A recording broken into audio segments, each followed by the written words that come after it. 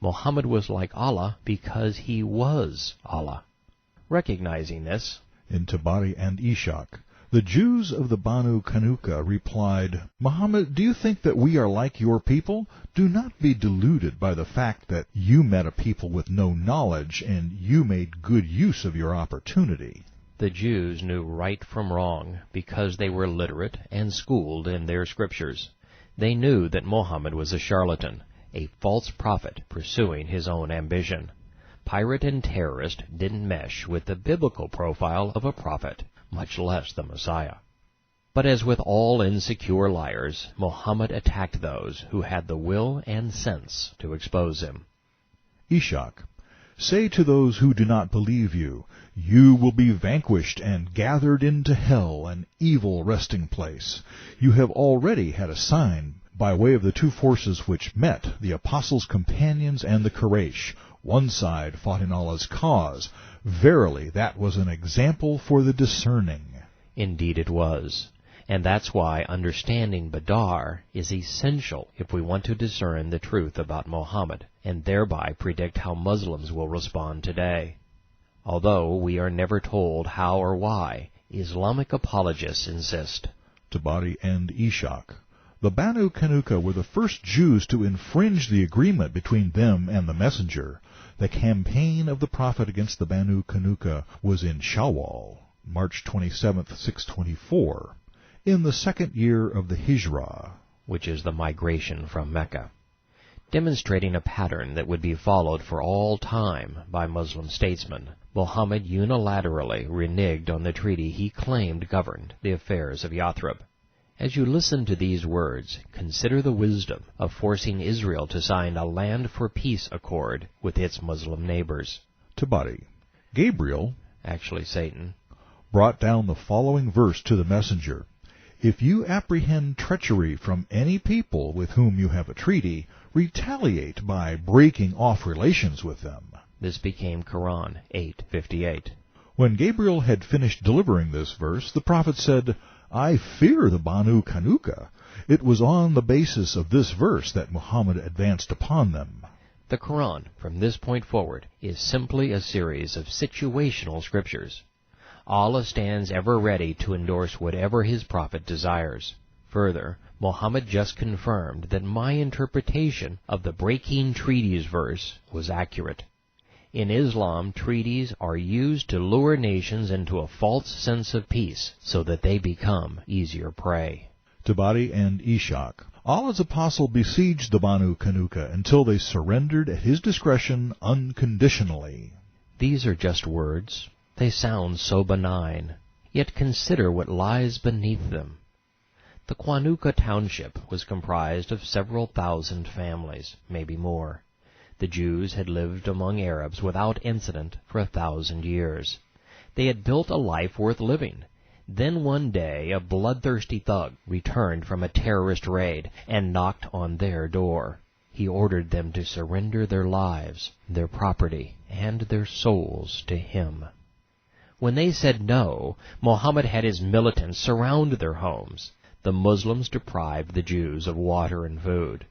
We can appreciate their suffering, because this is exactly what Der Fuhrer did to the Jews of the Warsaw ghettos. In Tabari and Ishaq, Abd Allah, an Arab chief, rose up when Allah had put them in his power, and said, Muhammad, treat my ally well, for the Qaynuqa are a confederate of the Khazraj. The Prophet ignored him, and so Abd Allah repeated his request. For the centuries before Muhammad's arrival, tribal alliances had formed the foundation of peace in the Arab world. There were no policemen or courts, as none were needed. Caravans traveled safely, and people lived in harmony, because they had established a means to work together and to work things out. But Muhammad was a breath away from destroying all of that.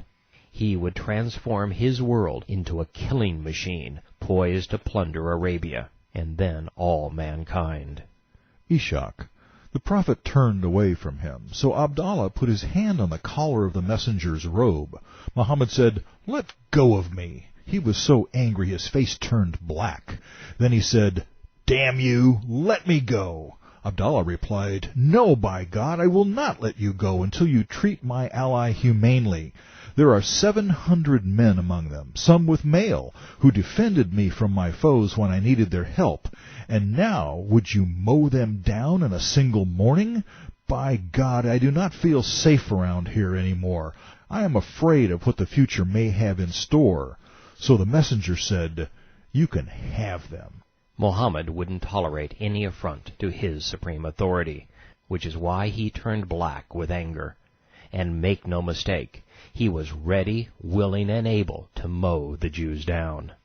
There is a subtlety in the unabridged version of this dialogue that I would like to bring to your attention. The Jews were described as having armor and coats of mail, but no swords. And that's because the Qaynuqa were the gold and metalsmiths of the town. They made jewelry for their wives and armor for the Arabs. And that's why Mohammed targeted them first. They had what he coveted: money and the implements of war. When trying to understand or predict Mohammed's behavior, always keep the Quraysh bargain and satanic verses in mind. Mohammed's kin knew him better than we do. They successfully tempted him with money, power, and women. The prophet was even willing to renounce his God and his prophetic authority to acquire these things. If you doubt the veracity of the Quraysh assessment, listen to what happened next. Tabari. The prophet said, "Let them go. May Allah curse them, and may he curse Abdallah with them."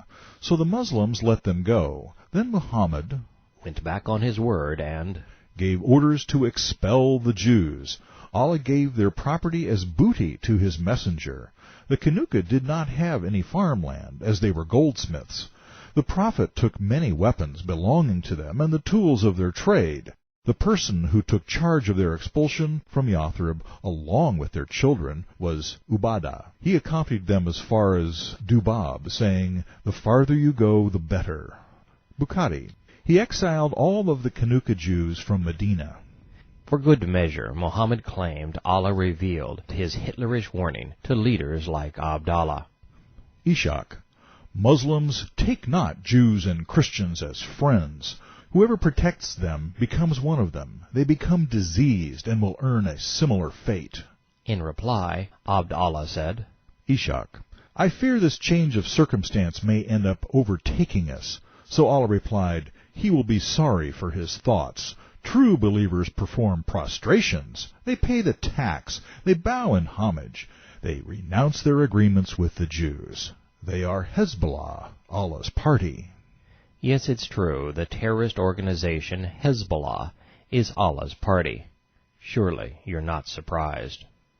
It's a simple story with haunting repercussions. A self-proclaimed prophet fled his flea-infested mud hut of a town in shame and shuffled into a city filled with literate, moral, and prosperous Jews. The profiteer convoluted their scriptures, proclaimed himself their Messiah, and commanded them to submit to his authority. Then he besieged them, forcing them, men, women, and children, into the desert to die. He stole their treasure, dividing their homes among his militants. Islam had hit a new low, but rest assured, this would not be its darkest hour. Tabari. Some say there were 3 Ghazwa, Muslim raids, led by the messenger himself and one Maghazi raiding party which he dispatched between his expeditions to Bazar and the campaign against the Qaynuqa. Others say one event followed the other. I share this so that you might know that I have not jumped from the viciousness of Badr to the wanton immorality of the Qaynuqa siege, skipping over a sea of pious religious activities. There were none. One battle followed the next. Mohammed dropped all pretense of religious trappings. He became a pirate pursuing plunder, a terrorist, nothing more.